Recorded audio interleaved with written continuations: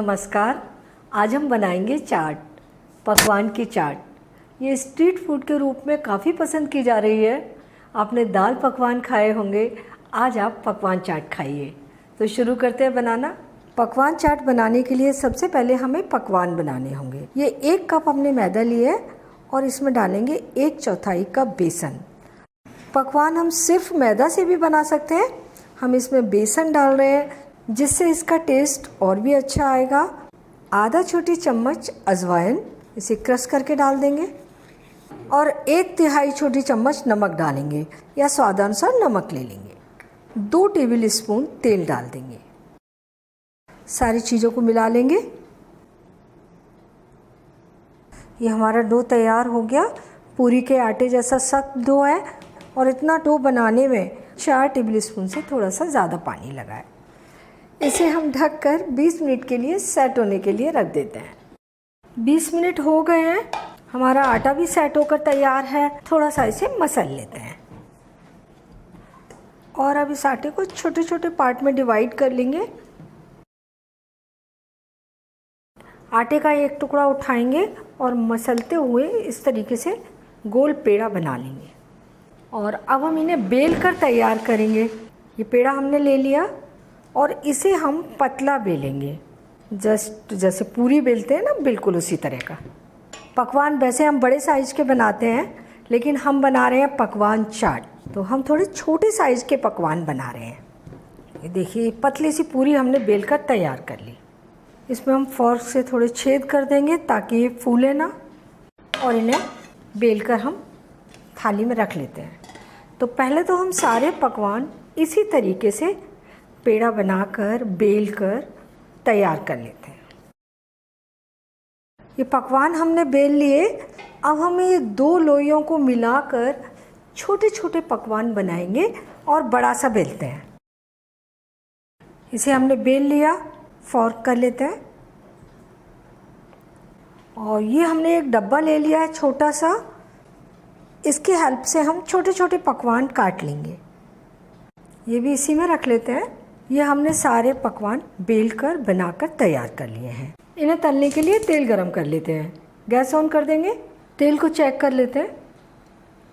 आटा सीख रहा है, अच्छे बबल आ रहे हैं। हमें ये पकवान तलने के लिए तेल मीडियम गरम चाहिए और फ्लेम भी मीडियम चाहिए। पकवान तलने के लिए इसमें डाल देते हैं। ये तैरकर ऊपर आ गया है। इसे अभी हम 1-2 मिनट सिकने देते हैं। हमें लो मीडियम गैस पर ही तलना है क्योंकि हमें इन्हें क्रिस्प बनाना है। पलट देते हैं इसे और दोनों ओर अच्छा गोल्डन ब्राउन होने तक तलेंगे। Flame low medium. ये दोनों ओर से अच्छा गोल्डन ब्राउन हो गया और सारे पकवान इसी तरीके से तल लेंगे। 2 पकवान कढ़ाई में आ जाए तो 2 डाल देते हैं। ये छोटे वाले पकवान भी तलने के लिए डाल देते हैं। ये भी अच्छे गुलाबी हो गए हैं, निकाल लेंगे। सारे पकवान हमने तलकर तैयार कर लिए और एक बैच को तलने में लगभग 5 मिनट लग जाते हैं। अब हम पकवान चाट बना रहे हैं तो उसके लिए आलू का मसाला बनाना है। ये 4 हमने मीडियम साइज़ के बॉयल आलू ले लिए छीलकर। इन्हें हम तोड़ लेते हैं। 1 टमाटर बीज हटाकर छोटा छोटा काटा हुआ, 2 हरे मिर्च बारीक कटे हुए, 1 इंच अदरक का टुकड़ा ग्रेट किया हुआ, आधा छोटी चम्मच नमक, आधा छोटी चम्मच काला नमक, आधा छोटी चम्मच कुटी हुई लाल मिर्च, 1/4 छोटी चम्मच अमचूर पाउडर और आधा छोटी चम्मच भुना हुआ जीरा पाउडर, 1-2 टेबल स्पून हरा धनिया। सारी चीज़ों को अच्छे तरीके से मिलाएंगे। अगर आप प्याज पसंद करते हैं तो इसमें आप 1 प्याज भी बारीक काट कर डाल लीजिए। ये सारे मसाले हमने अच्छे तरीके से आलू में मिला लिए। अब चाट को असेंबल करते हैं। तो एक पकवान उठाएंगे और इसके ऊपर ये आलू बिछा लेंगे। आलू को अच्छे तरीके से प्लेन कर देंगे इसके ऊपर बिछाकर। ये चाट के लिए हमने दही बनाया है, थोड़ा सा दही डाल देंगे। हरे धनिए की तीखी चटनी, अपनी पसंद से आप कम ज़्यादा डाल सकते हैं।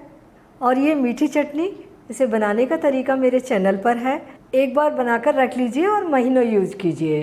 थोड़ा सा काला नमक, चाट मसाला भी डाल सकते हैं।